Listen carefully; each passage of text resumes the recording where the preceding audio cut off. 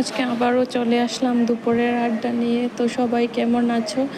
আর video কিন্তু দেখলে হবে না, সাথে কিন্তু লাইক, শেয়ার এবং সাবস্ক্রাইবও করে পাশে থাকতে হবে। আর দেখো, প্রথমেই আমি এখানে নিয়ে নিলাম ডাঁটা শাক, আর তার সঙ্গে আমাদের ত্রিপুরাতে এটাকে জালি বলে, মানে চাল কুমড়োর ছোট যখন থাকে তখন সেটাকে আমরা জালি বলি। তোমাদের এখানে কি বলে জানাবে নিশ্চয়ই।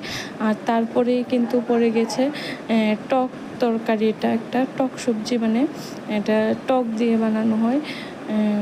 এটাকে আমরা ত্রিপুরার মানুষেরা খুব ভালো করে বুঝবে। যদি কেউ ত্রিপুরা থেকে আমার ভিডিওটা দেখে থাকো তাহলে নিশ্চয়ই হাই বলে যাবে।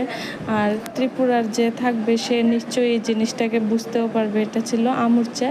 আর তারপরে এটা ছিল নববর্ষের মানে কাতলা মাছ, যেটা আমরা নববর্ষের দিন আর রান্না করিনি, কারণ মাংস টাংস দিয়ে অনেক হেভি হয়ে গিয়েছিল তার জন্য।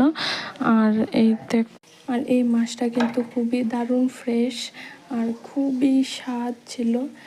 এটা কাতলা মাছ, একদম লোকাল কাতলা মাছ।